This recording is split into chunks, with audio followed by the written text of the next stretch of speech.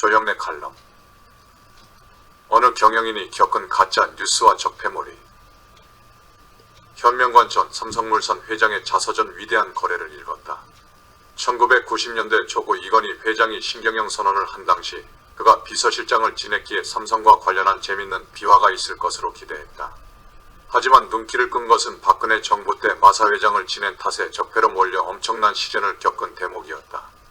2016년 10월 최순실 사건이 그의 딸인 정유라의 승마 불법 지원으로 비화하자 박근혜 정부의 핵심 인사이자 마사 회장인 현 전 회장도 논란의 소용돌이로 빠져들었다.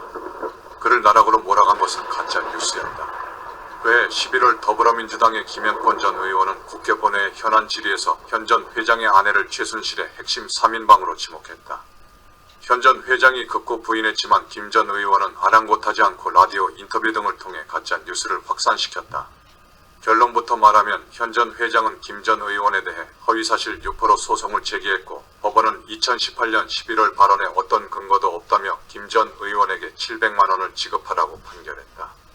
하지만 법원 판결이 나기까지 2년 동안 현 전 회장과 만신창이가 됐다. 현 전 회장이 최순실과 수시로 통화하는 사이 전형에는 최순실 핵심 3인방 같은 기사가 수백 번씩 쏟아져 나오면서 그와 그의 아내는 졸지에 박근혜 정부를 망친 사람으로 심지어 주변에서까지 손가락질을 당했고 그의 아내는 공황장애로 정신과 치료까지 받았다고 한다. 현 전 회장은 언론을 향해 뜨끔한 지적도 했다. 그는 거짓으로 상대방을 욕보이고 죽이고 농락하라. 모든 말의 끝에 의혹 또는 수사가 필요하다고 덧붙이면 끝이다. 그러면 언론은 기사 제목에 의혹이라는 단어를 빼버리고 이를 기정사실로 만든다고 썼다. 검찰은 당시 11시간이나 현 전 회장을 조사하고 그의 스마트폰을 제출받아 디지털 포렌식까지 했지만 최순실과 일면식도 없다는 그의 말대로 어떤 흔적도 찾지 못했다. 하지만 그것으로 끝이 아니었다.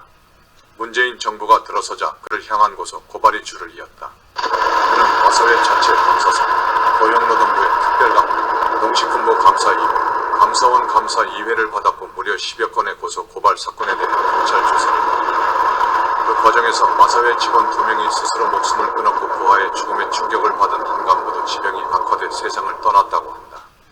게다가 문재인 정부는 그 난리를 치고도 단 한 건의 혐의점도 찾지 못했다. 책 내용이 믿기지 않을 정도여서 그를 만났다. 유서를 쓰는 심정으로 글을 쓰기 시작했다로 책을 마무리한 것과 곤욕을 치를 게 뻔한데도 문재인 정부 때인 2020년 책을 출간한 이유도 궁금했다. 그는 작년 11월 검찰 조사가 최종 종결됐으니 5년 내내 시달린 것이라면서도 내가 당당한데 뭐가 무섭겠냐고 답했다. 이어 우리나라가 가짜 뉴스로 누구든 죽일 수 있는 사회가 되어서는 안 된다. 그런 것을 막는 게 정치인의 의무이며 가짜 뉴스 유포는 국회의원의 면책 특권 대상이 아니다고 말했다. 문재인 정부 시절에는 느닷없이 기업인들이 날벼락을 맞은 경우가 유독 많았다. 노무현 전 대통령 수사 책임자였던 이인규 전 대검 중수부장의 친구인 강남은 전 홈앤쇼핑 사장도 그런 케이스다. 그가 잘못한 것을 굳이 꼽으라면 검찰에서 물러난 이인규 변호사를 홈앤쇼핑 사회이사로 선임한 것이다.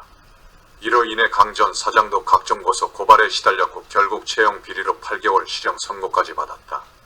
그는 2021년 5월 대법원에서 무죄 판결을 받긴 했지만 회사에서는 이미 불명예 퇴진을 했고 암까지 걸려 건강이 급속히 악화된 것으로 알려졌다. 이런 잔혹함에 많은 사람이 문재인 정부에 등을 돌렸다.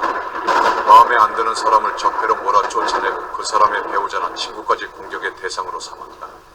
온갖 가짜 뉴스도 동원했다. 그랬으면서도 기관장 자리를 붙들고 버티는 문재인 정부 인사들을 보면 기가 찬다.